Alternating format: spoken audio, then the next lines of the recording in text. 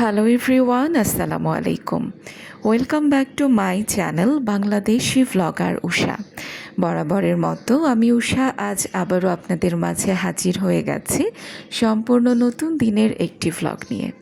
আশা করছি যে যেখান থেকে আমার এই ভ্লগটি দেখছেন সবাই অনেক অনেক ভালো আছেন, আর আমিও আল্লাহ পাকের অশেষ মেহেরবানি আর আপনাদের দোয়ায় আলহামদুলিল্লাহ অনেক ভালো আছি।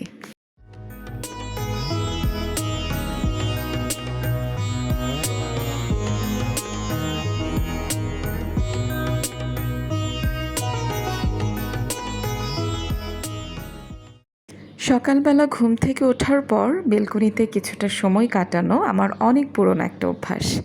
যারা আমার ভ্লগে নিয়মিত আছেন তারা তো জানেনই, আর যারা নতুন আছেন তাদের উদ্দেশ্যে বলতে চাই, সকালবেলা ঘুম থেকে ওঠার পর বেলকনিতে কিছুটা সময় না কাটালে আমার যেন সকালটাই শুরু হতে চায় না। আর তারপর চলে আসি কিচেনে এসে প্রথম কাজ হলো আমার 2 কাপ চা বানিয়ে নেওয়া। এই বেলকনিতে কিছুটা সময় কাটানো আর 2 কাপ চা, এটা ছাড়া আমার সকালটা একদম অসম্পূর্ণ।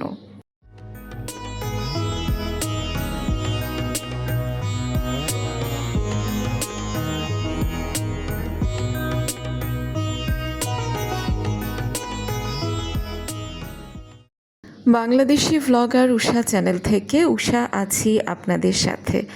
যারা এতক্ষণ পর্যন্ত না টেনে আমার ভিডিওটির সাথে জুড়ে রয়েছেন, আমি ধরেই নিচ্ছি আমার ভিডিওটি আপনাদের কাছে ভালো লেগেছে। আর যদি তাই হয়ে থাকে তাহলে প্লিজ আমার ভিডিওটিতে একটি লাইক দিবেন, আপনার মতামত জানিয়ে কমেন্ট করবেন এবং চ্যানেলটিকে সাবস্ক্রাইব করে পাশে থাকা বেল বাটনের অল অপশনটিকে প্রেস করে রাখবেন। তাহলে আমি ভিডিও ছাড়া মাত্রই তার নোটিফিকেশন সবার প্রথমে গিয়ে আপনার কাছে পৌঁছাবে। আর আপনি যদি অলরেডি তা করে থেকে থাকেন তাহলে আপনাকে জানাচ্ছি অসংখ্য অসংখ্য ধন্যবাদ।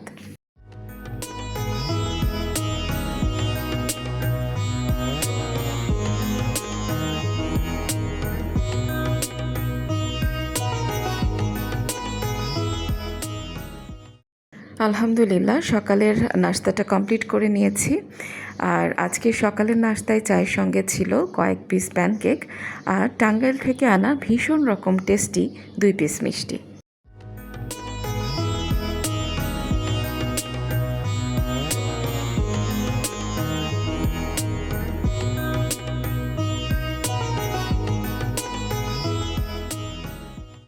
সকালের চা নাস্তার পর্ব শেষ হতে না হতেই আমাকে কাজে নেমে পড়তে হয়েছে। আর সবার প্রথমেই ডাইনিং টেবিলটাকে ক্লিন করে নিয়েছি, আর এখন চলে এসেছি গেস্ট রুমে কুটুসমণির খেলনাগুলো গুছিয়ে নিচ্ছি।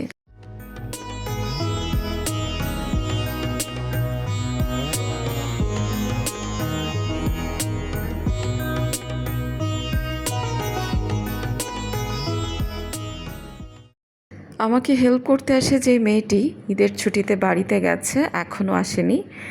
আর আপনারা আজকে যে ভ্লগটি দেখছেন এটা ঈদের পরে শ্যুট করা একটা ভিডিও, তো নানা ব্যস্ততায় আসলে ভিডিওটি আপলোড দেওয়া হয়ে ওঠেনি। যেহেতু হেল্পিং হ্যান্ড ছুটিতে আর এটা ঈদের পরের সময়, তো স্বাভাবিকভাবেই আসলে কাজের চাপ একটু বেশিই থাকে, তো আমাকে একা হাতেই সব কাজ সামলাতে হচ্ছে।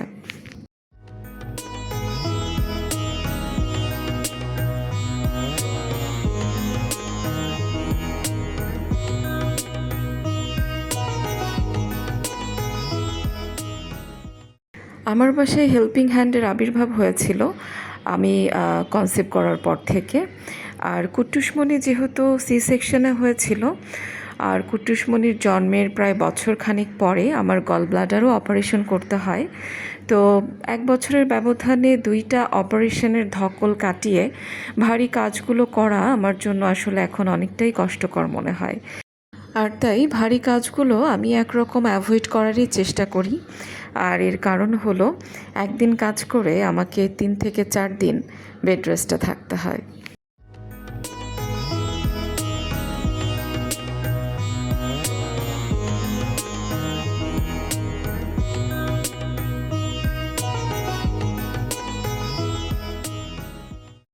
বেডরুমটাকে গুছিয়ে নেওয়ার পর এক মুহূর্তও দেরি না করে আবারও চলে এসেছি ড্রয়িং রুমে।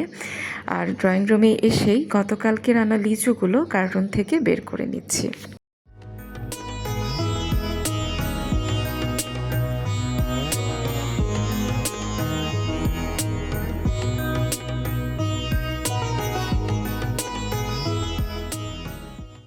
গতকাল লিচুগুলো আসার পর যাকে যেভাবে প্রয়োজন সেভাবে দেওয়ার পর বাকি লিচুগুলো এভাবেই কার্টুনে পড়েছিল। আর লিচুর সাথে কার্টুনে যেহেতু অনেক বেশি পাতা দিয়ে এটাকে কার্টুন করা হয়, তো ঘরবাড়ি একেবারেই আসলে যাচ্ছে তাই হয়ে আছে। তো এগুলোকে এখন না গোছালেই না।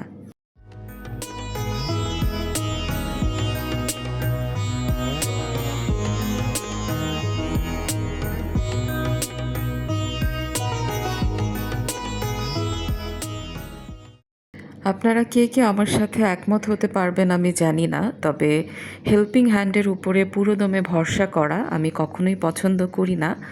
আর হেল্পিং হ্যান্ডের উপরে পুরোদমে ভরসা আসলে আমি কখনো করে উঠতে পারিনি। তো এর পেছনে আসলে বেশ কিছু কারণ আছে।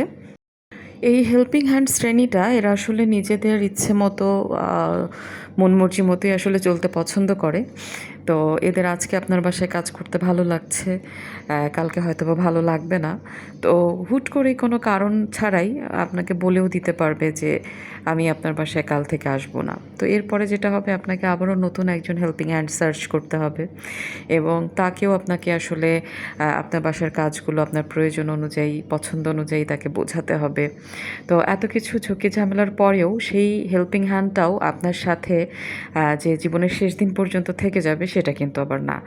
তো এই সব কিছু মিলিয়ে আসলে হেল্পিং হ্যান্ডকে ট্রাস্ট করাটা আমার জন্য আসলে খুব দুশ্চিন্তার একটা বিষয়, খুব কষ্টের একটা বিষয়।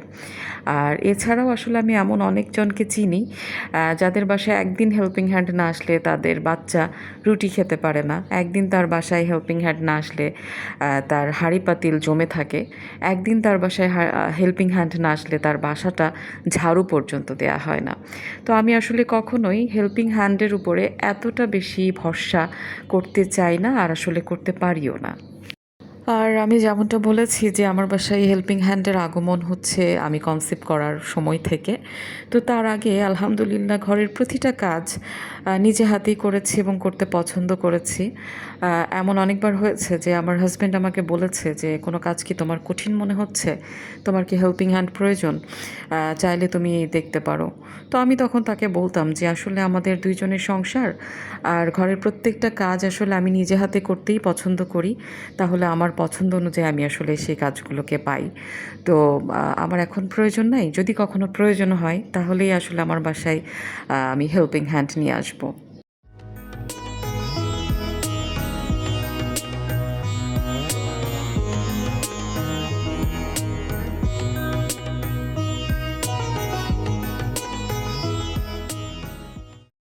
ভিডিওর এখন যে অংশটুকু দেখছেন এটা আসরের নামাজের পর আমরা দুজন কুট্টুসমণিকে নিয়ে একটু বের হয়েছি। আর উদ্দেশ্য খোলা আকাশের নিচে মুক্ত বাতাসে কুট্টুসমণির সাথে কিছুটা সময় কাটাবো।